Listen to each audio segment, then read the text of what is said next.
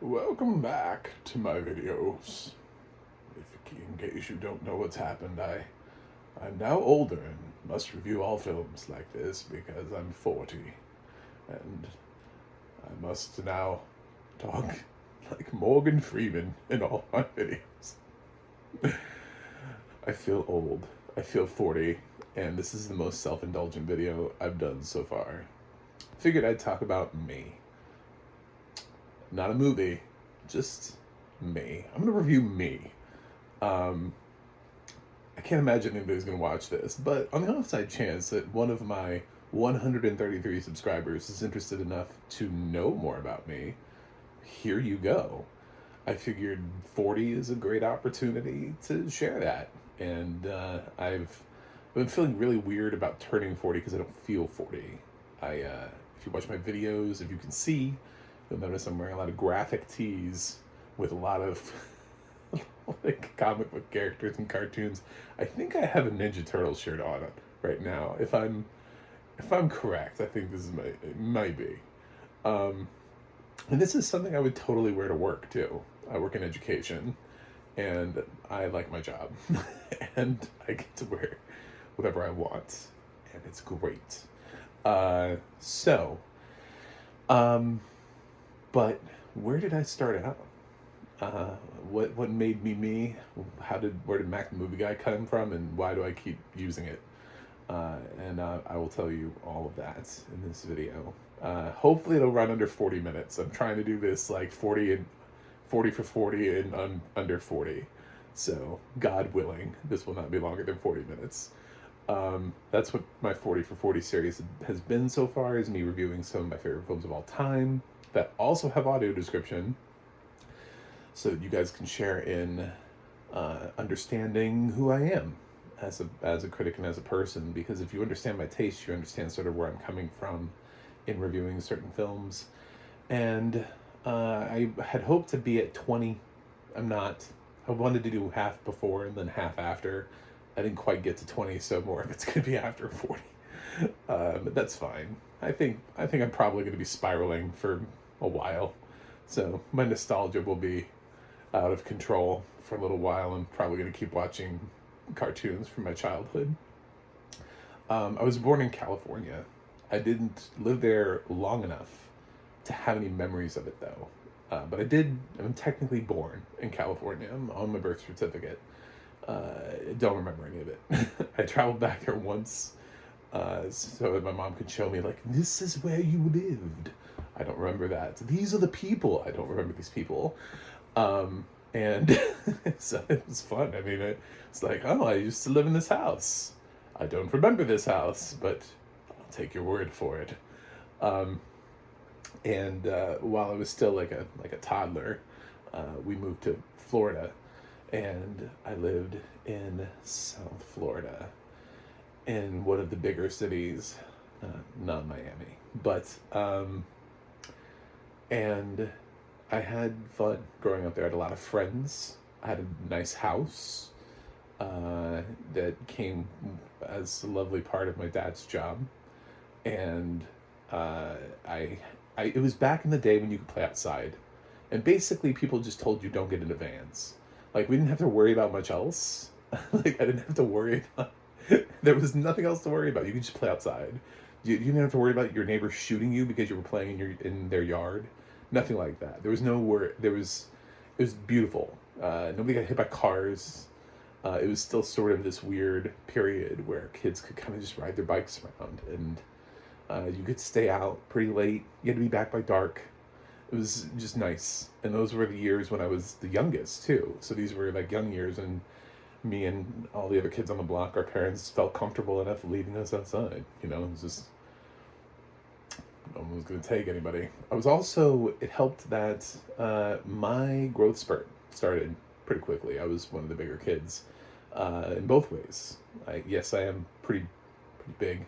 If you're just guessing by looking at me in terms of weight, you would be correct in that assumption. But I was always kind of a little bit bigger as a kid, but it didn't stop me from playing sports and stuff like that. It just was just one of those kids that was never meant to be rail thin.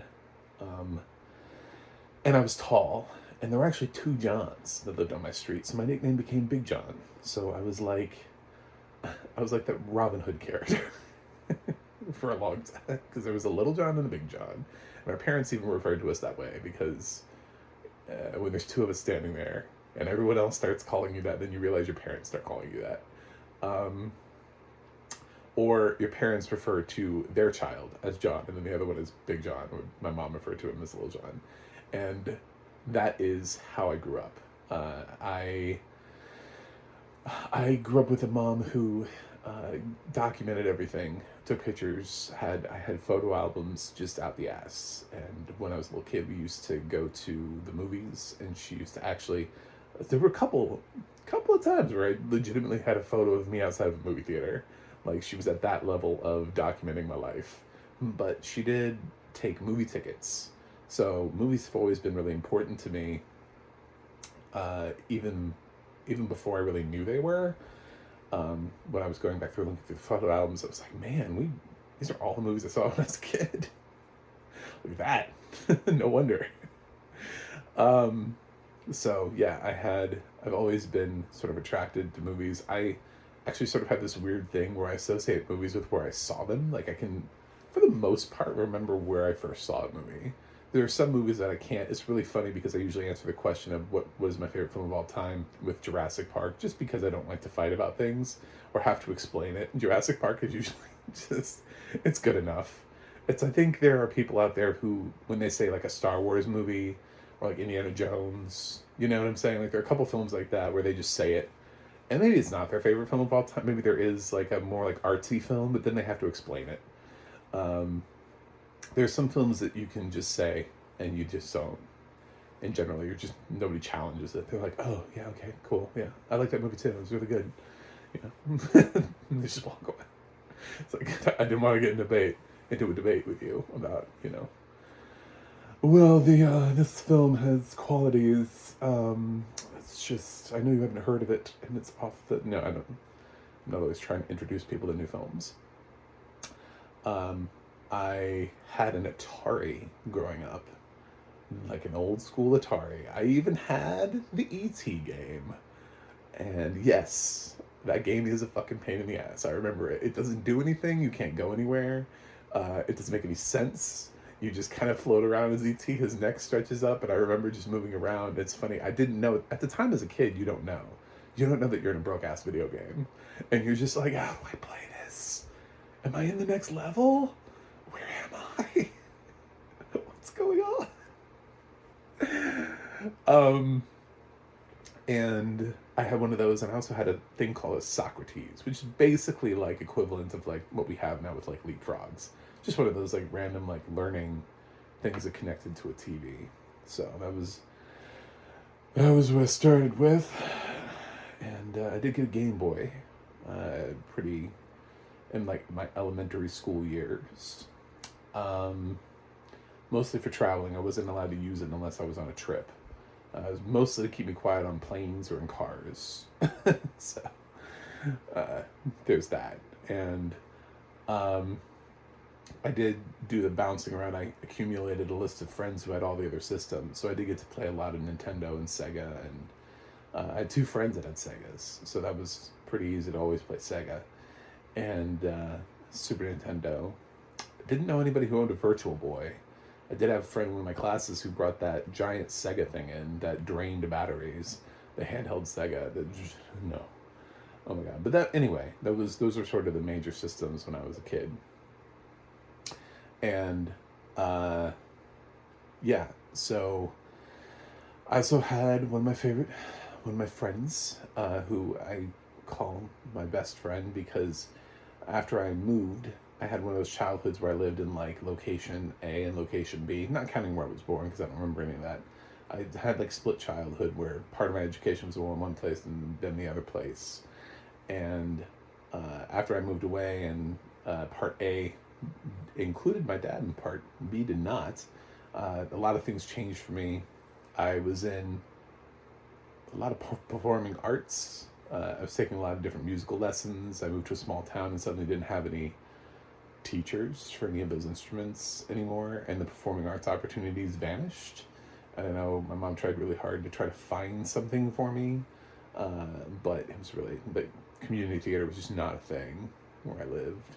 Like there was a church, I think one time that was doing something, but it wasn't really a thing, and we had to drive really far, and I just didn't work out. So, but I had already been in stage shows. I was actually supposed to be in a stage show right before I left. I had been precast and was one of the kids in Sound of Music. And I was doing good there. I was playing sports. I luckily when I moved, there was less pressure to continue to play soccer because I really fucking hated it. So I just kept playing basketball. Did not enjoy soccer. That was not fun for me in Florida heat and weather and bugs. And I just was covered in off. That's all I remember. It was just being covered in bug spray and still being attacked by bugs. Meanwhile, basketball you play indoors. Basketball's great. It was like there are no bugs, and I got this. I'm tall too.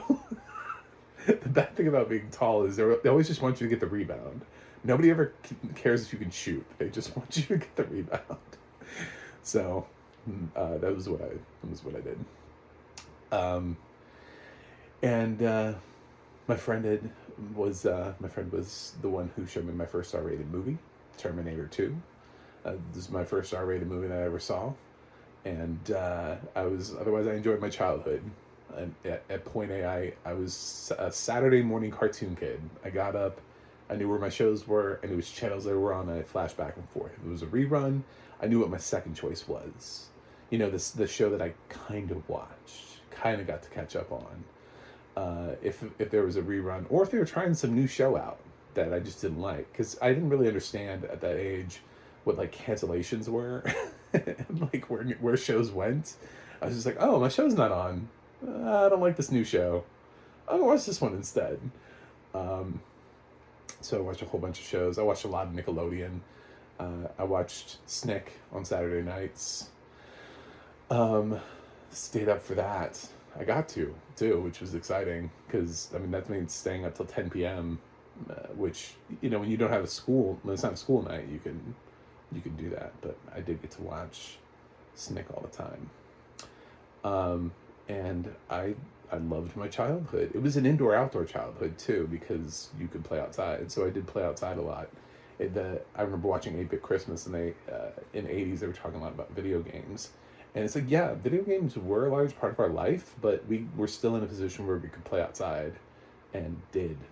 You know, I had a friend that had a tree house, just everything. It was just a lot of different things we could do. I was always going to the beach because I lived that close to the beach. That was one of those things that radically changed when I moved to Point B. I went from living in a fairly large town in Florida to a small town in Missouri, and suddenly people are taking you to beaches and there are rocks. I'm like, this is not a beach. This is there, and that you go from being told to watch out for sharks and jellyfish to watching out for snakes in the water. This is not an upgrade. I should have left everything behind. This should be pure water. Why do I have to watch out for snakes? So, I enjoyed the childhood. I also went from having easy access to movie theaters. We had actually tons of movie theaters. It was back when people used to not build megaplexes, so they built a lot of smaller theaters. And actually, I was in an area, I used to live in Fort Myers, where Bell Tower, they used to have 3 different theaters in this little shopping complex that were all like smaller screens. And then they were like, you know what? Instead of having the amount of staff that you need, because you have to have different staff at each theater, because they were completely different. It wasn't an indoor mall. So I'm thinking about it now logistically. Eventually, they just closed them all down and built one megaplex. So that's when the megaplex sort of came in, and we did have dollar theaters and stuff like that too around. But I did see a lot of movies as a kid. Then I moved to Missouri, and I had to drive to my movie theater because my town did not have a movie theater, which was blasphemy for me. My town had had a movie theater back in the day when, uh, you know, they used to have those like single screen movie theaters in pretty much everywhere. So it had had one, but it had closed that a long time ago. And unfortunately, you know, but I still drove. And moving to a small town in Missouri also afforded me the opportunity to have a small town newspaper. And they didn't have a movie critic. And I loved movies. I loved movies so much that when we went and got our VCR, my mom let me pick out a video, and it was Jurassic Park. That's why I always answer that question. It helps me sort of remember, even as a kid, how much I love that film. It wasn't like my birthday or anything. It was just Dad got the VCR. We needed one. So, a Jurassic Park was what I got. To go along with the rest of the videotapes I already had, which were all, of course, clamshell Disney movies at that point. So Jurassic Park was like my first adult grown up film. Although I had E.T. also, which was not in a clamshell. So I had two films that were not in clamshells, but then everything else was a clamshell. And then I got to write reviews, and I didn't have a computer yet. I know this all seems foreign to children, but I didn't have a computer. I was sort of I was around for the beginning of all these things, when these things started permeating society. So I actually wrote my first reviews on a typewriter. That's why when people like the Florida Film Critics Society and Online Film Critics Society and everything turn me down, I'm like, bitch, I wrote my first reviews on a typewriter. Fuck you. You know what I'm saying? Like, it's just like, it's going all the way back. I was like 6. I was in like 6th grade, and I was the film critic for my local newspaper. Legit, no, which people actually had subscriptions to. And there was this kid on the back who reviewed films. Yep. Because no one else had asked. That's the good thing about being in small towns. And especially before the internet and before all the big companies bought up all the small newspapers and obliterated them, yeah, it was actually that easy. I just walked in, and then I did it for a couple of years, and then eventually they let me know that they were gonna that they had a deal to use like some syndication stuff, and that they were bringing in some syndicated critic or whatever who now appeared in our thing, who was not from our area, and I was like, that sucks, whatever. But by that time I had the computer, I had the internet, and I became Mac the Movie Guy because I was traveling back and forth between Missouri and Florida, because that's where my dad lived. And the thing they don't tell you is, I think everybody realizes, and this is why we always make films about our childhood, is the best friends that you make are the ones you make as kids, because it doesn't really matter what you're like as a kid or how different you could possibly be as an adult. If you meet as kids, like, you could be totally different on the spectrum, on the scale, and you could become best friends, and all the things back then just you accept about each other. You know, your friend could be like, I think the earth is flat, and you're like, cool, that's awesome, let's play with our GI Joes. But then you do it as an adult, somebody walks up to you and like, hey man, let me talk to you about this flat earth thing that we got going on. And you're like, no.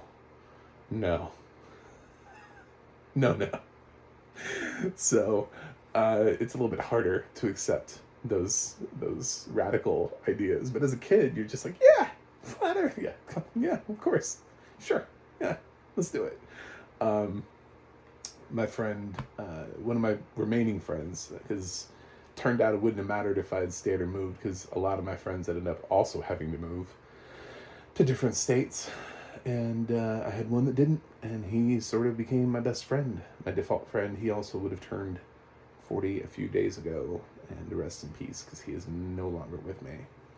He gave me my first email, and he was moving sort of into gangster mode. So he thought he was a gangster. And so the email he signed up for me and chose for me, which I didn't care at the time, because I was like, I don't have a computer, so I'd have to go down to the library. That's where my small town had it, was at the library. I didn't even have it in school.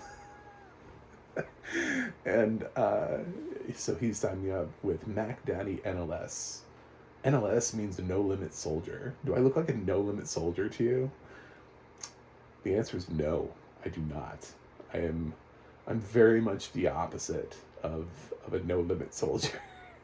So, but that was my email, and I had to explain it to people far too many times. And then when I finally got my own computer and the ability to check my email from home, it's not like people ask, middle schoolers for their email. Like, let me email you something. When I finally got it and I was finally spending more time online, I was like, I can't sign up for things as MagDaddy NLS. I have to. Something has to change here. I don't want people thinking that's my, because you're signing up with handles. You have handles for things like AIM. So I kept Mac, and I put the movie guy. And that's how Mac the movie guy was born. So I've been Mac the movie guy basically since I was like 15. So, 25 years of Mac the movie guy existing out there in the world. And that's why I keep it, is because I've had it for so long. And I tried doing some of those free websites where I could put my own reviews out. I did that for a while. I played screenwriting games. There were some really cool screenwriting games back in the day. They started out, there was a game called like Virtual Producer, which turned into Producer's Chair, which turned into something else. It's now Hollywood the Game. So if you want to check out hollywoodthegame.com and give them a shout out, tell them Max sent you. It's a game where people legitimately write screenplays and they sort of cast them and pretend like their movies are in release. And versions of that game have been around, have predated, I don't know, forever. Since I'm trying to think of how long that goes back.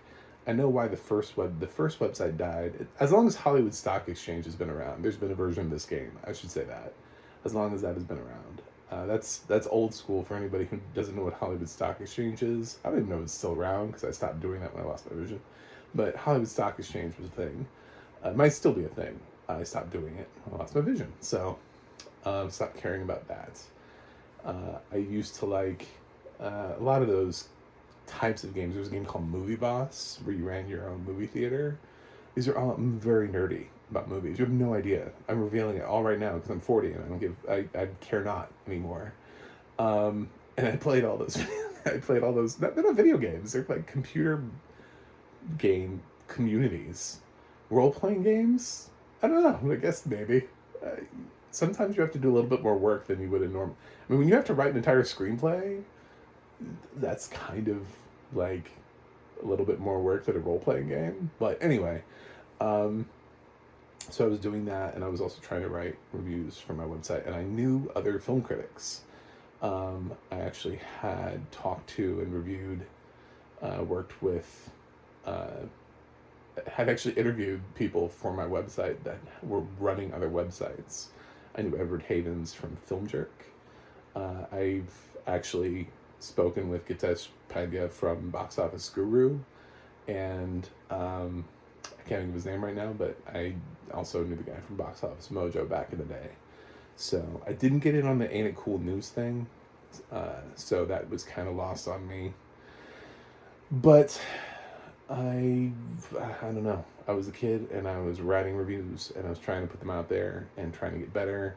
And Rotten Tomatoes kind of happened, and they were trying to get critics, but I was a kid. The funny thing was, I actually came off enough as an adult. I remember I got my first screener copy as a kid. It was the film Teddy Bear's Picnic. I was contacted by the company, and they sent me a copy on VHS, and it had all of the watermarks on it where it said this film is a do not duplicate or whatever, like sort of running on the bottom part of the screen. And I was supposed to have a phone interview with Dan Castellaneta, who was a part of that film. Um, and it also had like Michael McKean. I vaguely remember this film. And then something happened. I don't know. And I was on, like, they weren't able to do the interview, or something. It was just like a phone interview from my website, from my blog. But that was back when I guess they were trying to get on whatever blog they could back in the day. So, my Mac the Movie Guy has existed on some blog, on some free server. The problem is when you move from server to server, I just didn't copy my content, so I don't really have, my current website, macthemovieguy.com, has been around since about 2012, 2013, somewhere around in there. It's about 10 years, so it's a solid collection of stuff, finally, that I've just been able to continue to pay for, and my hosting company has not disappeared. All those poor people who were trusting on GeoCities back in the day just lost everything. And I've just been doing it the whole time. As far as my real life, I kept doing school, and I didn't make actual sports teams, so I played like rec basketball, which is like the equivalent of what happens when you don't have a YMCA and you just have a rec center. So I played that level of basketball. But I did play for a little while. I acted, I sang. My friends were from theater, for choir for the most part, or on the block, as it is with most kids, on the street where you lived. I didn't have as many friends in Missouri as I did in Florida, which I didn't.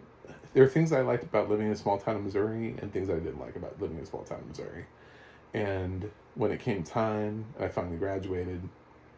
I spent about 1 year at a local community college, and I was out, and I moved to Orlando. I lived a little bit outside of Orlando, and then I moved in.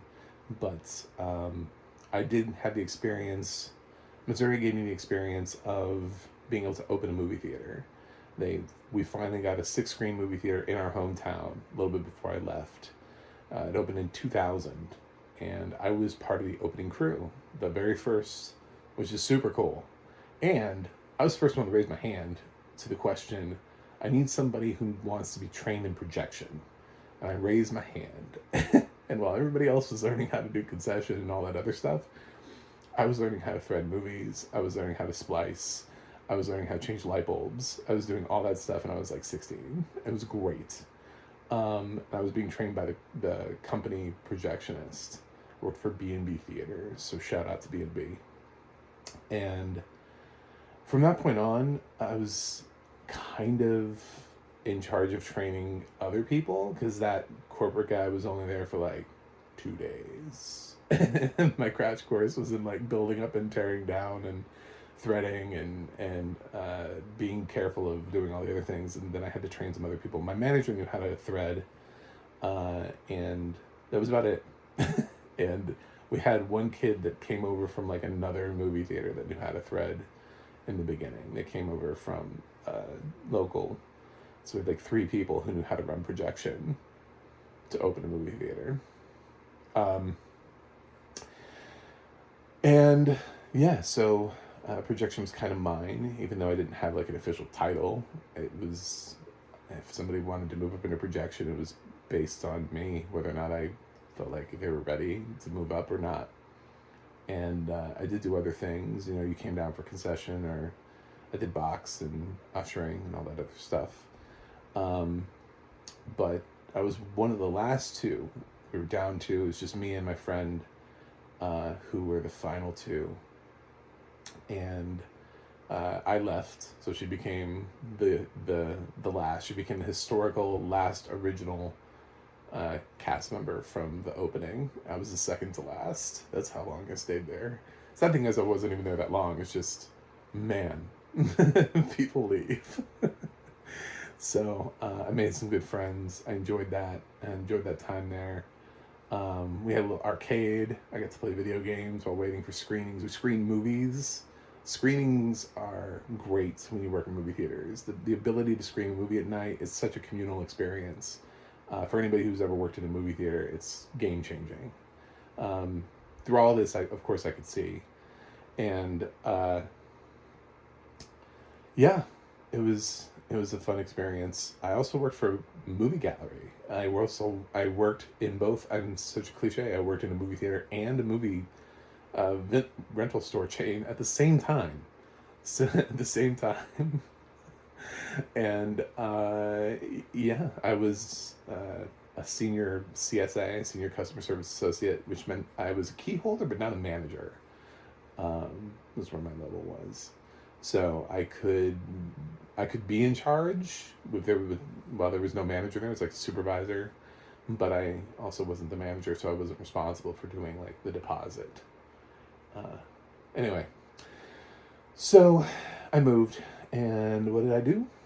I got a job in a movie theater. I got a job at movie gallery in Florida. I then worked for AMC theaters just outside of Orlando. I worked for a 12-screen movie theater, and I worked for a movie gallery. Shortly after, I wanted to get situated first because I was gonna try to do college and the job, and I didn't want to try to add the second job right away after I just moved. I was also trying to enjoy Florida. It was like I just moved back, so I got in, and I just started at the bottom, but the funny thing is about having 2.5 years of theater experience already is you move pretty quickly through. Your usher training is like, do I need this? And concession is just sort of, where is everything? Point, tell me. Tell me where everything is, and I'll be good. Box office training was, what kind of system do you use? Okay, got this. And eventually I got trained. They let me up in a projection after I proved that I knew what I was doing. Um, but that was fun. I got moved up AMC. I started just as a red shirt as film crew. Got moved up to film crew lead. Then I got moved up to operations coordinator, a position that no longer exists, I believe, within the AMC theater. As far as I've heard, it got eliminated. And at movie gallery, I just stayed at a movie gallery forever as a senior customer service associate. And then I moved into Orlando. I was offered a position to GM a theater, which was amazing for me. I was offered an opportunity by Premier Theaters to run a theater, to pick, and I hired all of the opening staff and the opening managers, and they liked the idea that I had worked for B&B, which was a small theater chain, and that was what they found attractive about me versus all the other candidates, even though I didn't have the experience. It's funny when you don't have the experience and you get the job, and there's like a specific reason why. I loved working for B&B, and I loved their corporate structure, and I remember meeting all of the higher-ups at B&B Theaters. I did not have a good experience with Premiere. They thought they were the same thing, and they're not. And I left pretty quickly. I kind of saw the writing on the wall, and I got out. So, but I was still working for a movie gallery the whole time. I was actually working for the same movie gallery, and I had to drive really far. But I got to work when I wanted to work. So I kept movie gallery, and then I also worked for Disney for a little while, because if you live in Orlando, inevitably you end up working for a theme park. It's pretty much how that works. There's like a little contract they pass around to everybody who lives in Orlando, and they're like, you will work for a theme park at some point. And we go, okay, we got it. So I did work for Disney. I have some Disney experience, a non-movie theater or rental store chain thing.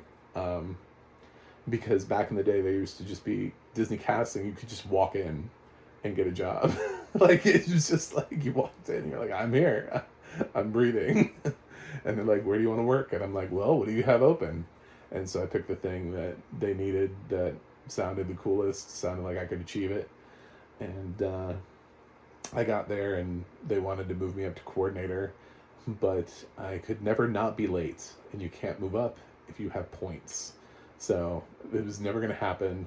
I ended up getting myself rehired at an AMC inside of Orlando, and where I was re-offered a position of operations coordinator. So I basically got the position that I left at, just at a new theater, because I had a good enough reputation with the company.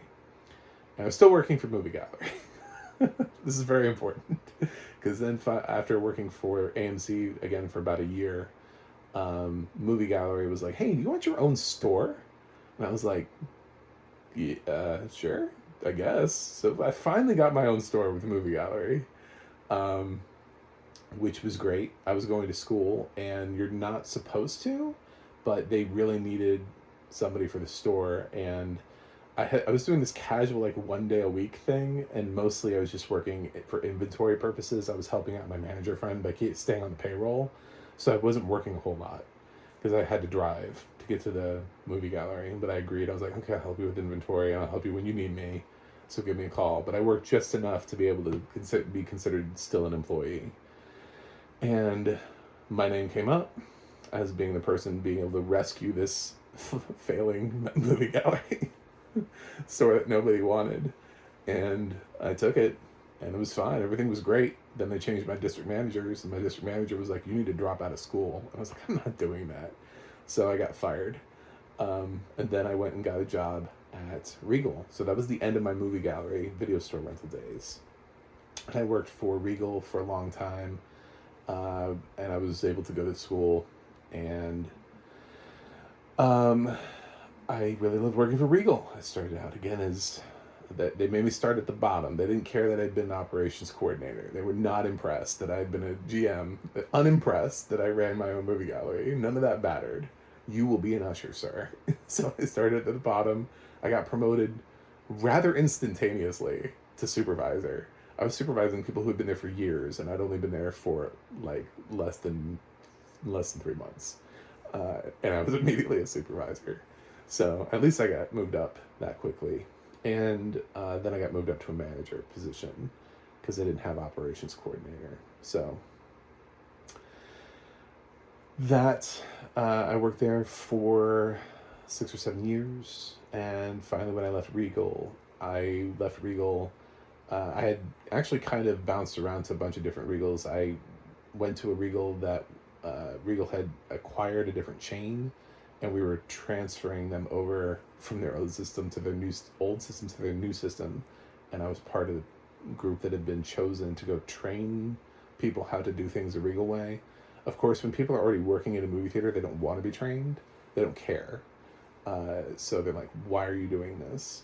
Probably my least favorite thing about Regal is that we stopped screening movies. AMC, we screened movies, and it was fun.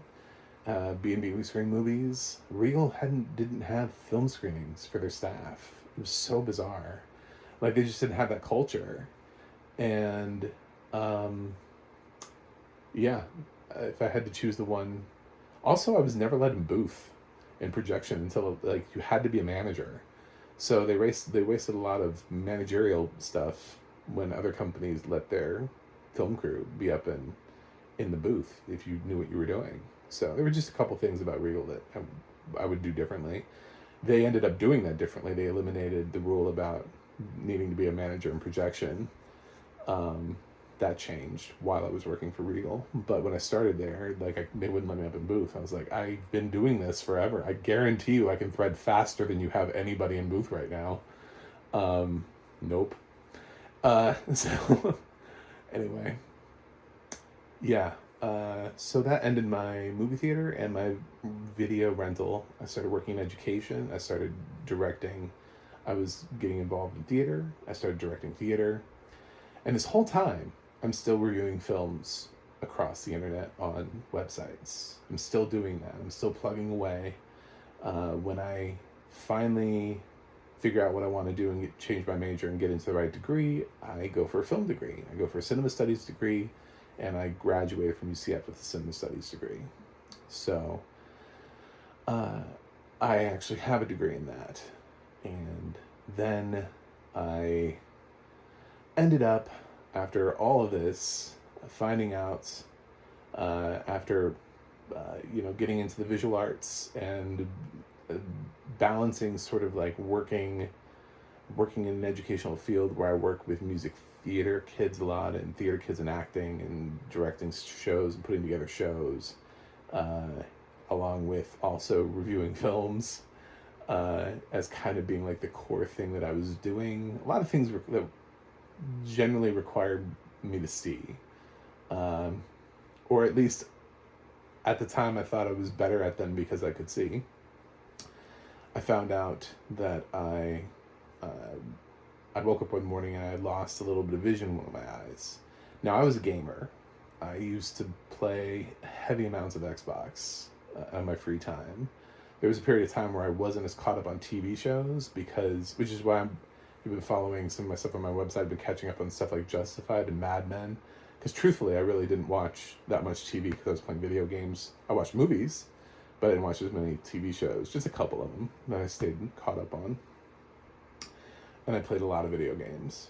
And I thought I'd stayed up too late, and I was too bleary-eyed, and I did something in my eye. And there was this little bubble that people could see on my eye. And I was like, oh, maybe it's just this bubble.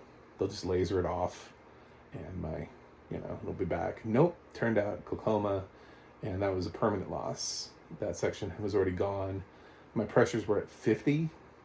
And they immediately started prescribing me medication. I got all these free samples. They were like, you need to start taking this immediately. We have to get your pressures down.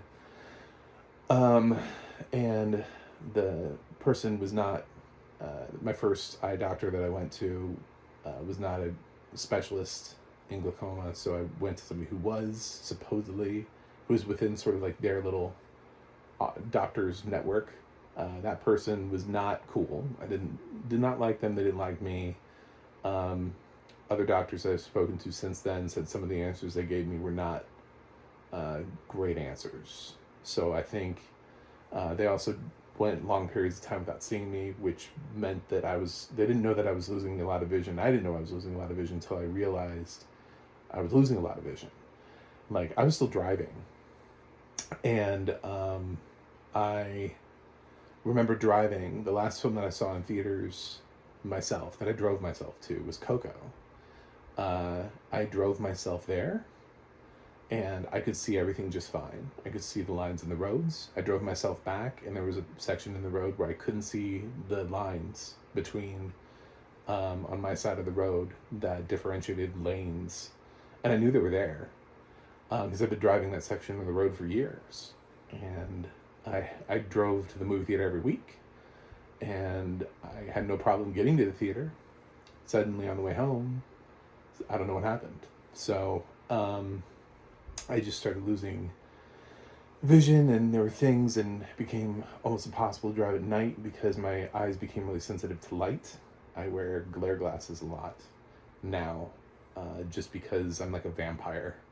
And my eyes are really sensitive. It's one of the reasons I wear sunglasses in my videos. When I started using a ring light, I thought maybe I'd be fine because they're short videos, but my eyes were getting super irritated. So I caved, and now I wear sunglasses. And most of the time, my eyes are actually closed behind the sunglasses to give me even an extra layer of protection.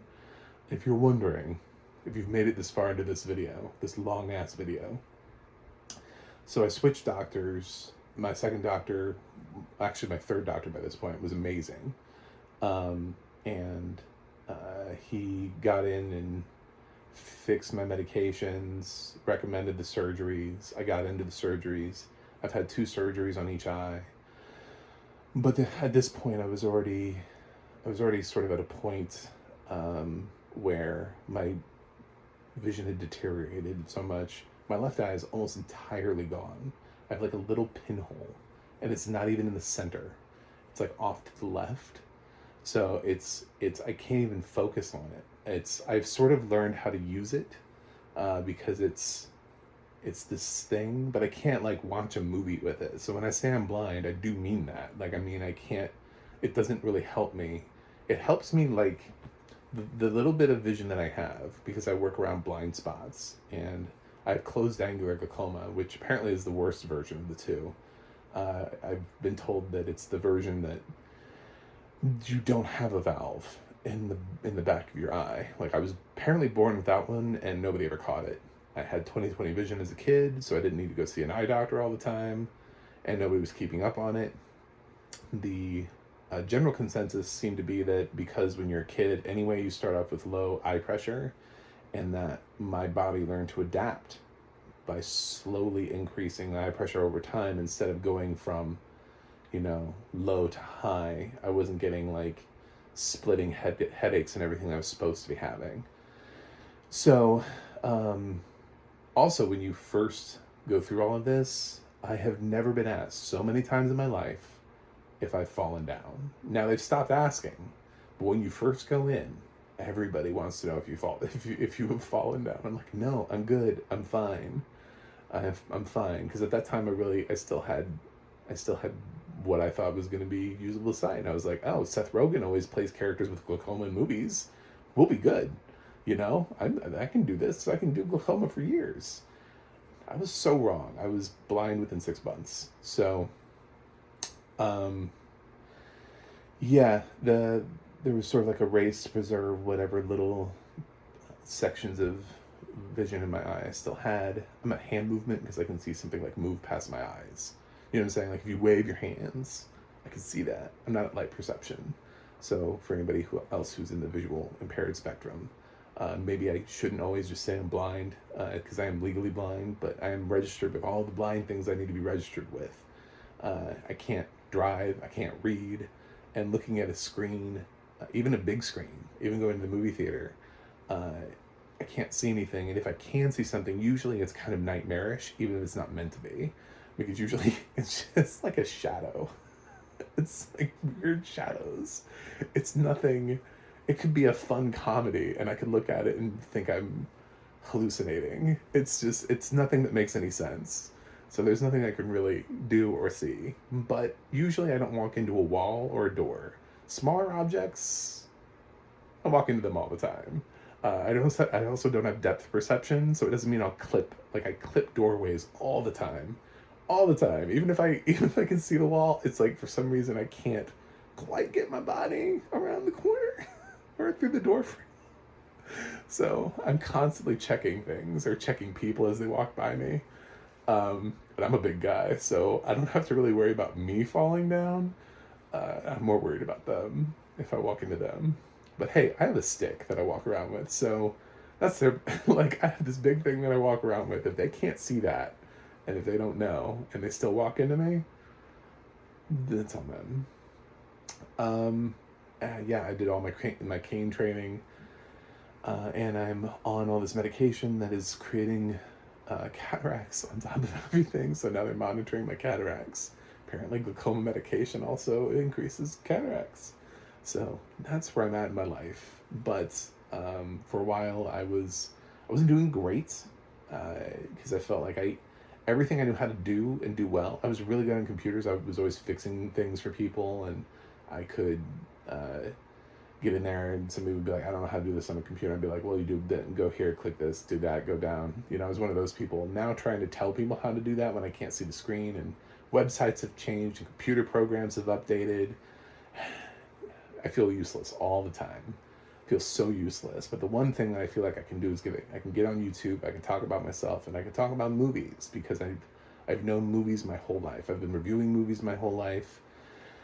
I'd really love to be at some point recognized by something. If I could choose like the bucket list item, I would love to one day actually be on Rotten Tomatoes. I'd love to someday be a part of something like that. Be Online Film Critics Society, something that actually says this thing that you've spent 25 years doing, thank you, congratulations, or we see you, we validate you, come hang out with the cool kids club, because it's always so disheartening. There are so many critics, and I understand it. You can start up a blog, and anybody can do it. And there are so many people, there's so many YouTube channels of people doing what I do, but they don't talk about audio description. And I had kind of gotten away from watching movies and TV shows, especially new ones, because I didn't know what was going on. It was really hard for me.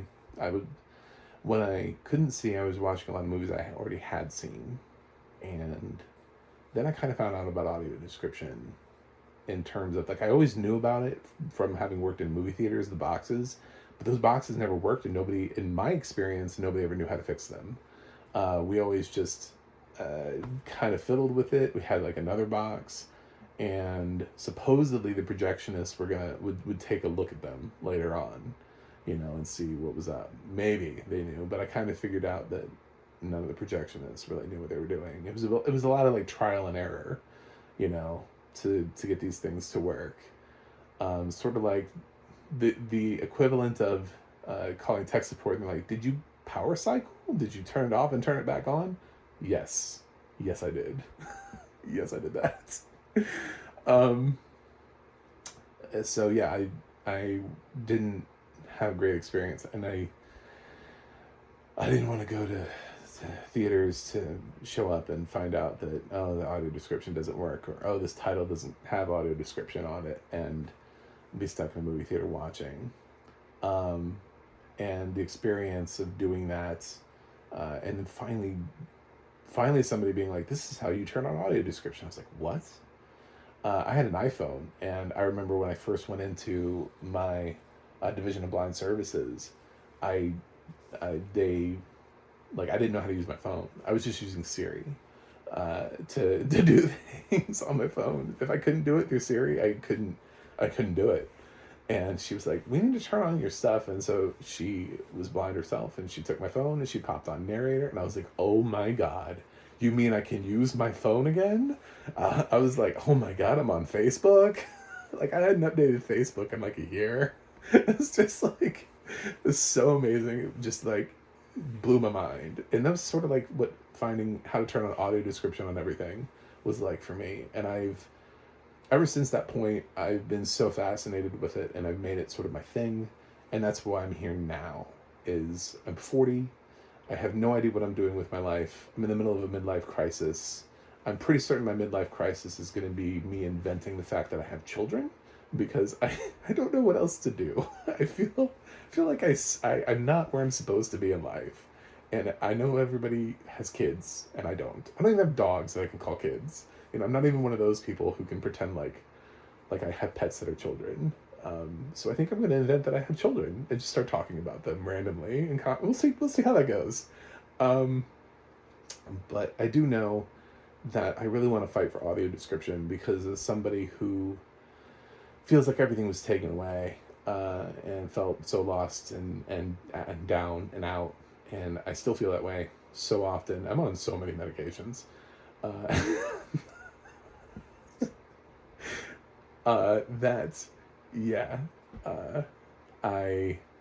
really want to make sure that other people don't go through that. I want people to know how to turn it on. I want it to be on as many things as possible. I think it should be easily accessible. It should be something that we know how to use. I feel like I knew how to use closed captioning, but I didn't know how to use audio description. You know what I'm saying? Like, I could have turned on closed captioning more than I could have turned on audio description. And that shouldn't be the way that it is. I miss foreign language films. I miss being able to watch that. I miss the idea of, there are some older things that I hadn't gotten around to, that I hadn't seen yet, that if I could still see, I could catch up on. But now I have to, it's like, does it have audio description? Oh, no, it doesn't. Do I want to watch it without audio description? I don't know. It's a mixed bag. It's a lot of films are actually really hard to follow without audio description. So I'm here. I want to get people to use audio description, to put audio description onto their films, onto their television shows, whatever we can get it on, let's get it on there. And I'm loud, obnoxious, and I don't go away. And I'm grateful for the job that I have. I'm grateful for the technology that I have that allows me to continue to do this and to update my website. And that's basically it. I'm 40, and I've applied for the Florida Film Critics Circle, which is weird because you have to know somebody. You're supposed to know somebody in the Florida Film. I meet all of the requirements of the Florida Film Critics Circle, except knowing somebody and then being nominated by them. So I wrote and I requested and I said, hey, I think it's important for you guys to have a different viewpoint I'm a blind film critic. I live in Florida. I've been doing this for this long. I'd really like to be a part of this film critic circle because I think it's important for the studios to see that there are people like me out there. I know I'm not the only one, but there aren't that many. So the few of us that do exist have to be loud. We have to be really, really loud in order for people to hear us. Best way I can do that is that I could qualify for, there is one for LGBT film critics. I feel like I've read the requirements for that. If I don't get into Florida Film Critics Circle this year, I'll try the other one next year. I feel like that one's a little bit easier because it's kind of like, are you gay? You know, can you be are you a movie critic? Well, welcome. And I would love to rather be accepted for the movie critic part than necessarily because of my sexuality and how I identify and not, and yeah. So I'm trying to get in the way that feels flattering instead of being like, hey, I've talked to some other disabled film critics about creating a disabled film critic society. Again, I feel like that's a way of circumnavigating. We shouldn't have to do that. We should just be able to get in. They should want to add, everybody's talking about adding diversity and inclusivity and equity. If you guys don't have people like me, how can you call yourself diverse, inclusive? How can you say that you're equitable? Anyway, so there's that. I'm 6 years now blind, and I was diagnosed a little bit before my birthday, so that was a great birthday for me. It was also the birthday right after my dad died on my birthday, so that was super fun for me. And yeah, I'm in a weird place. So I'm 40, and I don't know how that's going to affect my opinions moving forward. Maybe I'll do all of my things in that old man voice from earlier, or a different old man voice. This is different. This isn't Morgan. I can work it in maybe to Morgan Freeman, but that's a weird voice. I can start doing old man voices for my videos. But yeah, it would be really nice if I had more followers, not because I'm trying to be famous. I don't mind that I'm on the bottom tier. I just want to be in the room where it happened, so to speak. You know what I'm saying? To be included on a list, even at the bottom of the list, would still be nice. So I don't need world renowned and fame, but I would love to have more followers so that I have a prayer of streaming services and movie studios actually hearing what I have to say about audio description. I hope you've enjoyed this story. I hope it's under 40 minutes. And thank you for watching. Thank you for being here. Thank you for subscribing. And I hope you continue to enjoy the remainder of my 40 for 40 reviews that will come out this year. Until then, I will see you guys on the other side.